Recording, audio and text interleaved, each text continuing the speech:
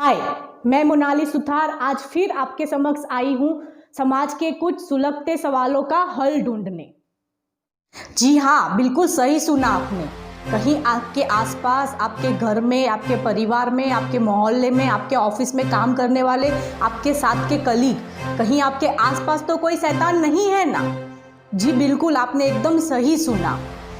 आज की 21वीं सेंचुरी में हम लोग 21st सेंचुरी में हम लोग जी रहे हैं, जहाँ पे फेमिनिज्म, महिलाओं को आगे बढ़ाने के लिए, उनको इक्वल अपॉर्चुनिटी देने के लिए, उनको उनका हक देने के लिए ये सब बातें तो हम कर रहे हैं। बट ये कहने वाले पुरुष प्रधान देश में जब महिला घर के बाहर निकल के अपना करियर, अपनी इमेज, अपने खुद के दम पर कुछ करना चाहती है, अपना नाम बनाना चाहती है या हिम्मत करके अपने घर से बाहर निकलती है, तब भी यही पुरुष प्रधान कहने वाला देश, ये पुरुष प्रधान कहने वाले हमारे ही अपने ही लोग, ऐसे तो कोई हमारे आसपास नहीं है। जी हाँ, मैं बिल्कुल सही कह रही हूँ। अगर रिसेंटली मैंने एक सर्वे पढ़ा था, उसकी बात करें तो 67% रेप केस में जो भी वो रेप करने वाला, जो भी नराधम इंसान होता है, वो या तो आपके परिवार का कोई इंसान होता है, या तो आपके मोहल्ले का कोई इंसान होता है, या 90% आपके जानने पहचानने वाला कोई इंसान होता है। बिल्कुल, मतलब जो भी रेप केसेस बनते हैं उसमें ज़्यादातर लोग तो वैसे ही होते हैं जो अपने जान पहचान वाले होते हैं, जिसके साथ हमारा उठना बैठना होता है, जिनके ऊपर हम विश्वास करते हैं, हमारी फैमिली विश्वास करती है, वैसे ही लोग इसका शिकार बनाते हैं।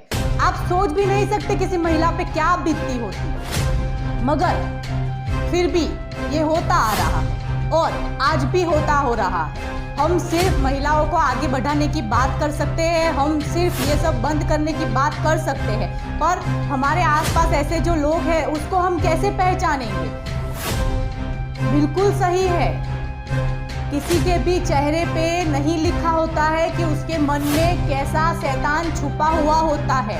शायद वो आपके पड़ोस में रहता हो, शायद वो आपके घर में रोज आने वाला कोई आपका अंकल, चाचा, मौसा या फूफा जी हो, या फिर आपके साथ ऑफिस में काम करने वाला आपका बेस्ट फ्रेंड हो, आपका बेस्ट कलीग हो जो हमेशा आपकी फिक्र करता हो, या फिर आपके ऑफिस में काम करने वाला आपका प्यून हो, कोई भी हो सकता है। आप क्या कर सकते हैं? आप सतर्क रहिए। आप अपनी बहू, बेटी, बच्चे को बताइए कि किसी के भी ऊपर एक हद से ज़्यादा भरोसा ना करें, क्योंकि ये काम वही कर सकता है जो आपके आसपास रहता है, जो लोग आपके आसपास रहते हैं और जिसके ऊपर आप भरोसा करते हैं। जी, मैं बिल्कुल सही कह रही हूँ, किसी के भी ऊपर एक हद से ज़्यादा भरोसा मत कीजिए, क्योंकि आप नहीं जानते हैं उसके मन में क्या चल रहा है। क्या पता ये आपका विश्वास संपादित इसीलिए किया जा रहा हो कि आपका फ़ायदा उठाया जा सके।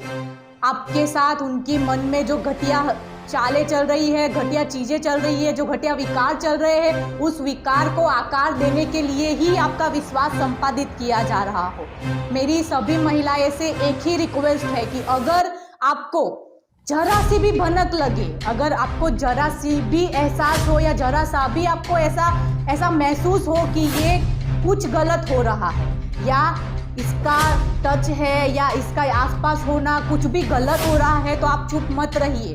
आप आवाज़ उठाइए, आप बताइए, आपके घर वालों को बताइए, आपकी फैमिली वालों को बताइए और उस चीज़ का सॉल्यूशन लाइए, क्योंकि अगर आप ऐसी चीज़ें इग्नोर करते हो ना, वही उनको एक और मौका देता है ऐसी घटिया नुस्खी को आकार देने के लिए। आप चुप मत रहिए, आवाज़ उठाइए। और सभी परिवार वाले, सभी माँ बाप, सभी भाई बहन, सभी को मेरी एक ही रिक्वेस्ट है कि अगर कोई महिला रेप का शिकार बनती है तो आप उनको मत दोष दीजिए। रिसेंटली सर्वे की बात करूं तो 8 साल की बच्ची का भी रेप हुआ है, 3 महीने की बच्ची को भी नहीं छोड़ा है इन लोगों ने। तो आप बताइए, आप उसने कौन से कपड़े पहने थे, उसने कौन से छोटे कपड़े पहन के वो पब में घूमने गई थी? आप क्या एक्सक्यूज देंगे उसके लिए?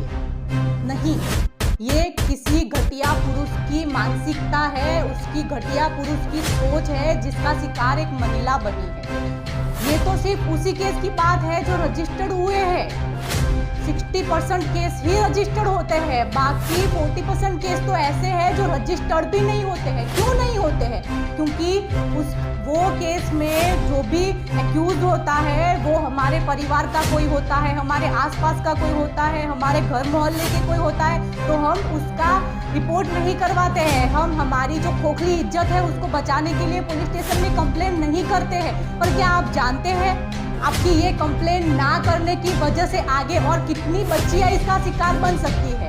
क्योंकि आपके केस ना करने से वो उसका जो मन है, उसकी जो घटिया सोच है वो नहीं बदलने वाली है। 1 दिन 2 दिन 1 महीना और 2 महीना और वापस से वो वही घटिया हरकत करने वाला है और फिर कोई एक शिकार बनेगी इस चीज का। इसीलिए मेरी आप सबसे हाथ जोड़ के नम्र विनती है कि ऐसा कुछ भी मत कीजिए। अगर ऐसी कोई घटना वारदात बनती है तो आप कंप्लेन कीजिए, मस्ट कंप्लेन कीजिए, रिश्ते का लिहाज मत कीजिए। मैं आपको रिसेंटली बताऊं तो सगे बाप ने अपनी बेटी को नहीं छोड़ा है, मामा भांजी का जो रिश्ता है वो भी नहीं बख्शा है। तो आप किसी पे भी आंख बंद करके भरोसा मत कीजिए, किसी पे भी आंख बंद करके भरोसा मत कीजिए। और सभी पुरुषों को मेरा इतना ही कहना है कि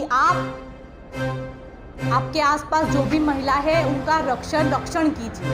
अगर आपको ऐसे कोई भी पुरुष मिलते हैं तो आप उनको समझाइए, उनके खिलाफ कंप्लेन कीजिए और ऐसे जो भी महिला है जो विक्टिम है उनको सपोर्ट कीजिए कि वो आगे बढ़ सके। ऐसा कोई वारदात बनती है तो वो कंप्लेन कर सके, ना कि आप विक्टिम को, जो भी जिसके साथ ये हादसा हुआ है, आप उसको कोसे।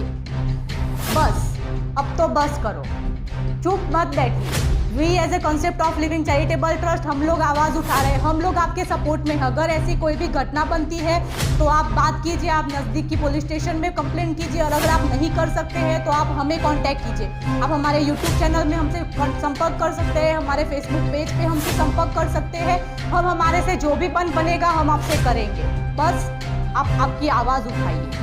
और ऐसे घटिया सोच रखने वाले और ऐसे नराधम पुरुषों के लिए मुझे बस इतना ही कहना है, बस अब तो बस करो।